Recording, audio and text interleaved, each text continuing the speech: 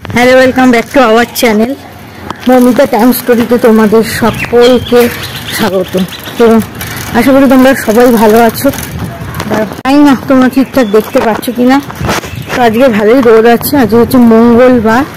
তো কি বাজার করবো না করবো সেটা দেখি। হ্যাঁ, আমরা একটু বেশি চিকেন খেতেই ভালোবাসি, তো চিকেন হবে অবশ্যই। তার সাথে দেখি কি করা যায়, সবজি তো আছে, তো সেই আর কি। চলো প্রথমে আটাটা নিয়ে নিই।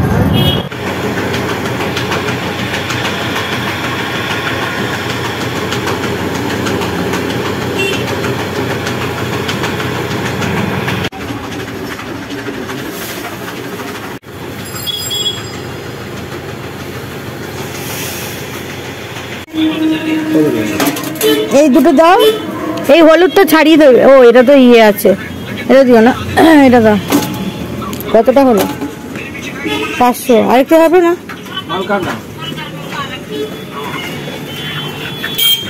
আরেকটু করে দাও না, একদম ইয়ে টাইপের পিস করবে, এই যে এরকম টাইপের সাইজের পিস করবে। কতটা হয়েছে এটা? লেগ দাও, ভালো লাগবে। এই আর ওইগুলো দাও, একটু কাট লাগিয়ে দেবা, বুঝছো? লেগ পিসটাকে একটু কাট করে দেবা। মাংস আর তোমাদের হচ্ছে কি আটাটা নেওয়া হয়ে গেছে। তো চলো এবার আমরা সবজি নেব। সবজি মানে টুকটাক কিছু আছে লাগবে, তো চলো সেটা নিয়ে নিই। ভালো হবে তো তরমুজ? ভালো হবে, গোটা নিতে হবে। দেখো গোটা একটা বাঁচো, লাল লাল রেখে বাঁচো। দাও, ওটা তার মানে 2 কিলো হবে। ছোট এগুলো ছোট আছে, এগুলো কম হবে না, তাই না? এগুলো সব বাজে, নিয়ে আর খেতে হবে না, ফেলে দিতে হবে। দেবো তো ওই মাল তুলছো কেন তুমি? গন্ধরাজ কত করে? আরে এই মালটা যখন তুলেছি না বলছি গন্ধরাজ কত করে? দাও, একটা গন্ধরাজ দাও, একটু শসা দিয়ে দাও। যেদিন আমি তুলিনি শসা কত করে? সেদিন ভালো ছিল, যেদিন তুললাম সেদিনই দেখছি। বলো কি করে বুঝলে? মানে মানুষকে দিয়ে বুঝলা, তাই তো? দেইনি কাউকে। টমেটো এনেছি, তরমুজ, শসা, গন্ধরাজ, একটা পাতি লেবু, কলা, এই কটাই। কত নিল বলো তো? 130 নিল, ঠিক আছে। কলা 5 টাকা করে। এখন সব কিছুরই দাম বেশি, রোজা চলছে তো, যার কারণে তরমুজ 30 টাকা কিলো। ওখানে চিকেন এনেছি, এখানে ব্রেড এনেছি ব্রেকফাস্টের জন্য, ওখানে আটা এনেছি, ও আদাও আছে। এগুলো তো সবই কস্টলি। তো যাই হোক, কাপড়গুলো আমি না, দাঁড়াও, তোমাদের একটা স্বভাব আছে জানো তো। সেই স্বভাবটা কি বলতো? সেই স্বভাবটা হচ্ছে, মানে আমি কিন্তু দেখো চুড়িদার টুড়িদার সবই বানাতে পারি, তোমরা সবাই জানো। তবুও না, স্বভাব কি বলতো, যে একই জামা কাপড় খালি কাচবো, মানে বাইরের জামা কাপড়গুলো দেখো যেগুলো বাজার দোকানে যায়, সেগুলো 2-3 দিন পরতে থাকি লাগাতার, তারপরে আবার ধুই, আবার পরি, শুকিয়ে যাচ্ছে এখন গরমের দিনে। তো এইটা হচ্ছে আমার স্বভাব। মানে যতই জামা কাপড় থাক, সেই যে ছোটোবেলায় যে সেই কি বলবো, সেই যে একই, মানে আমার মা একটা জামা কাপড় বের করে দিত, তখন এত কাচারও সুযোগ ছিল না, কাচতেও দিত না, 6-7 দিন লাগাতার পরতাম না। এখন লাগাতার পরি না। আর বিয়ের পরে আমার হাজব্যান্ড এমন অভ্যাস করেছে যে যা পরবে তাই কাচবে। আর তারপরে কিন্তু এটা ঠিক কথা, স্কিনের প্রবলেম বলো, এগুলো কিন্তু কমে গেছে। বাইরের জামা কাপড় এসে কেচে দেওয়াটা ভীষণ ভালো। আমি তো যেখানেই যাই, কলকাতা বলো যেখানেই বলো, আমি এসেই সঙ্গে সঙ্গে জামা কাপড়টা কাচি। কিন্তু এইটা মানে এই বাজারে যাচ্ছি, আবার এসে খুলছি, আবার ঘামে শুকাতে দিচ্ছি, মানে এই আর কি হচ্ছে বিষয়টা। তো চলো কথা না বলে আমি কাজগুলো করে নিই, চলো। আজকে কি হয়েছে জানো তো, মাংসর মানে পিসগুলো বলেছি এমন কেটেছে বিরিয়ানির মতন, ঠিক আছে? না বিরিয়ানি না মাংস, মানে বিরিয়ানির পিসগুলো ধরো একটু বড় বড় হয়, সেরকমও নয়, আবার যেরকমটা চিকেনের হয় ন্যাচারালি সেরকমটাও নয়, ঠিক আছে? মানে কাটতে পারিনি। এবার আমি বটিতে কাটলাম, ঠিক মানে মনোপুষ্ট হলো না। এবার হাতের কথা ভেবে আমাকে কাটতে হয়েছে তো, কারণ হাত ফাত যদি কেটে যায় সে হবে আরেক কাণ্ড। তো এই সমস্ত ভেবে আর কি করেছি। তো দেখা যাক, যাই হোক, যা হয়েছে সেটার মধ্যেই কাজ চালিয়ে নিতে হবে, ঠিক আছে? তো চিকেনটাকে ম্যারিনেট করে রেখে দিই, কারণ চিকেন ম্যারিনেট হয়ে গেলে ব্যাস টেনশন নেই। তারপরে আস্তে ধীরে করলাম, ঠিক আছে? তো এই হচ্ছে ব্যাপার। প্রায় 1 কিলো এনেছি, বাট 1 কিলো তো আমাদের লাগে না, তো সেই কারণে এই বক্সটায় তুলেও রাখবো। একটু পরে একটা প্রিপারেশন করব, কি করব না করব তোমাদের সাথে সেটা শেয়ার করব। আগে এই বক্সটায় তুলে রেখে দিই। এ দেখো নিজেই কিমাক করে নিলাম, ঠিক আছে, না করলেও হতো, তবু ওই হাড়গুলোকে তো ফেলে দিতে হয় না, যে প্রিপারেশনটা করব হাড়টা লাগবে না। তো এটা দিয়ে সুন্দর করে মেখে রেখে দেবো।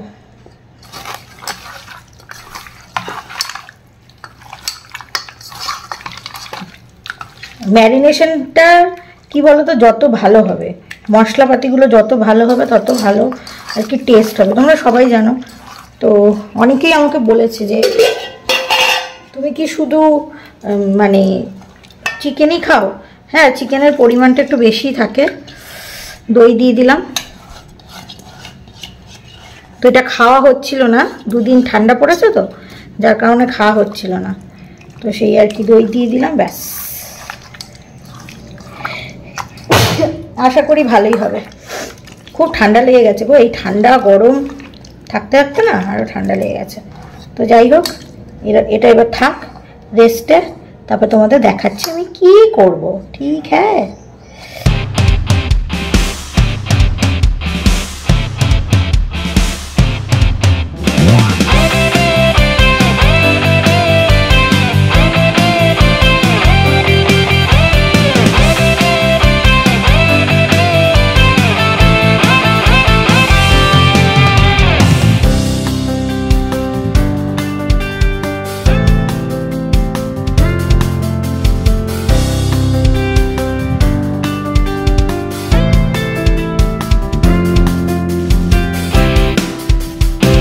তো আজকে টিফিনে হচ্ছে ব্রেড আর বাটার।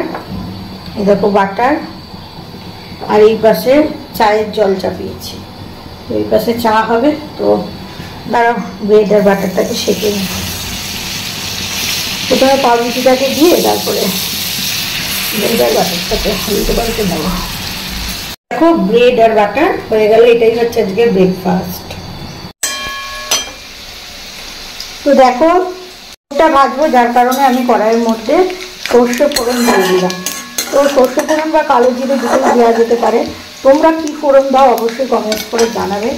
তো আমি তো সর্ষে ফোড়নই দিলাম। দিয়ে আগে আমরা কালো জিরে ফোড়ন দিতাম না, আমার মা কালো জিরে ফোড়ন দিত, বাট বিয়ের পরে আমাদের জল দিয়ে রান্না শিখিয়েছে। ছোটটা কালো হয়ে গেছিলো, ফেলে দেবো, আসলে অনেকদিন আমার তো তাই বললাম না, কোনো কিছু ফেলা যাবে না, এমনি ছোট কালো কালো হয়ে যায় রান্নার পরে। তো এটাকে ভেজে নেব। ছোট খাওয়া খুবই উপকারী।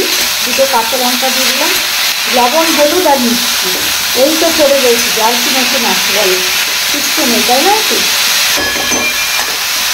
আর এখানটা হচ্ছে আমার বাঁধাকপির আলু ভাজা, লবণ হলুদ দিয়ে বাঁধাকপির আলুটাকে ভেজে নেবো।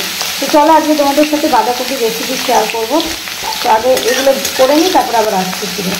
দেখতেই পেলে বাঁধাকপির আলুটা আমি ভেজে নিয়েছি লবণ হলুদ দিয়ে। ওই তেলের মধ্যে আমি অল্প তেলের মধ্যে বাঁধাকপিটাকে দিয়ে লবণ হলুদ দিয়ে ঢেকে ঢেকে ভেজে নেব। এবং 1 কড়াই বাঁধাকপি কিন্তু আমার হাফ কড়াইয়ের থেকেও মানে 1/4 হয়ে গেছে, বুঝতেই পারো বাঁধাকপি। তো বাঁধাকপি ভেজে তুলে রাখার পরে তেলের মধ্যে সাদা জিরে তেজপাতা ফোড়ন দিয়ে টমেটো মটরশুঁটি দিলাম। তোমাদের কাছে মটরশুঁটি না থাকলে স্কিপও করতে পারো, বাদাম ভাজা বাঁধাকপি শেষে ছড়িয়ে দিতে পারো। তারপরে আমার যত রেগুলার মশলা, যেমন জিরের গুঁড়ো, ধনের গুঁড়ো, লঙ্কার গুঁড়ো, তোমরা লঙ্কা বাটাও দিতে পারো, আদা বাটা দিচ্ছি, ঠিক আছে। যদি কেউ লঙ্কার গুঁড়ো না পছন্দ করো তো লঙ্কার গুঁড়োটাকে স্কিপ করে যাবে। তো মশলাটাকে ভালো করে কষে গেলে আর বাঁধাকপি আর আলুটাকে দিয়ে দেব। তারপরে কিন্তু আমি আমার হোমমেড ভাজা মশলা আর তোমাদের হচ্ছে গরম মশলার গুঁড়ো এবং ঘি দিয়ে নামিয়ে নিতে হবে। আর আমার বাঁধাকপি কিন্তু আমি অনেকক্ষণ ধরে করি, মাংসের থেকেও বেশি সময় লাগে আমার, মানে একদম সিমে করি এবং মজে যায়। দেখতেই পাচ্ছ মিষ্টিও দিয়ে দিলাম। তোমরা যদি চাও মিষ্টিটাকে স্কিপও করতে পারো, কারো যদি সুগার থাকে। তো বাঁধাকপির রেসিপি আমার দেখো, এই গ্যাসটাতে আমি মাংস কষাচ্ছি, মাংস কষানো হচ্ছে বুঝলে।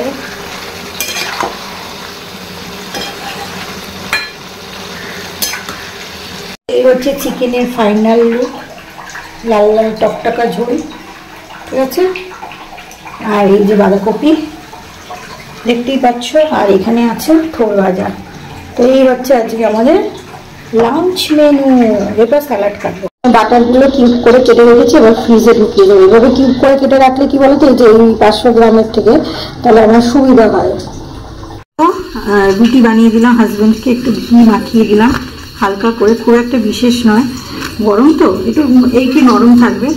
আর এই যেখানে টিফিনও রেডি করে দিয়েছে, এই যে বাঁধাকপি আর এই যে চিকেন নিয়ে যাবে। আর এই দেখো সুন্দর স্যালাড কেটে নিয়েছি। তো এই হচ্ছে এখনকার ব্যাপার। যাই হোক, এটা স্কুলের টিফিনে নিয়ে যাওয়া হবে আর কি। তো এই হচ্ছে ব্যাপার। রুটিও করে নিয়েছি। তো এই দেখো চিকেন খেয়েছি বলে না এখানটা অ্যালার্জি উঠে গেছে। দেখো আমার কিরকম ব্লাডে অ্যালার্জি উঠে যায়।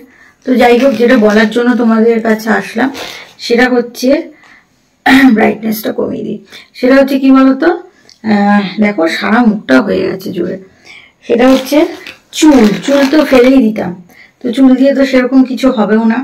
যার কারণে এই আমার না একটা অ্যালুমিনিয়ামের বাটি পছন্দ হয়েছিল, বুঝলে তো। মানে সেই বাটিটা কি বলবো, সেই বাটিটা তোমার হচ্ছে এমন বাটি আমার পছন্দ হয়েছিল, যেটা কিনা আমি তরকারি বাটি রাখলাম, ধর অ্যালুমিনিয়ামের সেই ছোট ছোট বাটিগুলো হয় না, তো সেটা ধরে ফ্রিজে ঢুকিয়ে দিলাম। আর ফ্রিজ থেকে বার করলাম, নর্মাল টেম্পারেচার আসলো, সেটাকে গরম করে মানে গরম করতে পারবো। স্টিলের বাটিগুলোতে কেমন দাগ হয়ে যায় না। ও বাবা, 100 টাকা দাম চাইছি। এবার 100 টাকা তো দেখো বাইরেও পাওয়া যায়, তাই নয় কি? তো যার কারণে এই বক্সটা পছন্দ হচ্ছিল।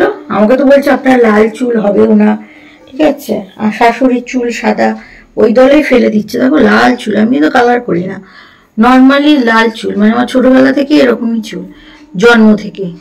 যত দিন গেছে তত আরো চুলগুলো লাল হয়ে গেছে, কিন্তু আমার কিন্তু কোনো কালার ঠালার কিচ্ছু করার না। তো যাই হোক, বলছে এরপরে চলবে না। যাই হোক, এই টিফিন গাড়িটা কিনলাম, বেশ ছোট্টর মধ্যে সুন্দরী, এই যে সুন্দরী। তো দেখো টিফিন দিতে পারবো। এরোর বাড়িতে তরকারি বক্স বেশি হয়ে গেলে তরকারির জন্য চিন্তা নেই আমার। আমার বাড়িতে যা বক্স আছে, আমার কাউকে কিছু দিতে আমার কোনো চিন্তা নেই। তো এই চুল দিয়েই মনে আমার 3খানা বক্স হয়ে গেল, ঠিক আছে। প্রত্যেক বছরই একটা করে বক্স আসছে। তো এটাই দেখানোর ছিল। তো চলো, এই ভিডিওটা এখানেই শেষ করছি। Love you all. তোমরা সবাই ভালো থেকো।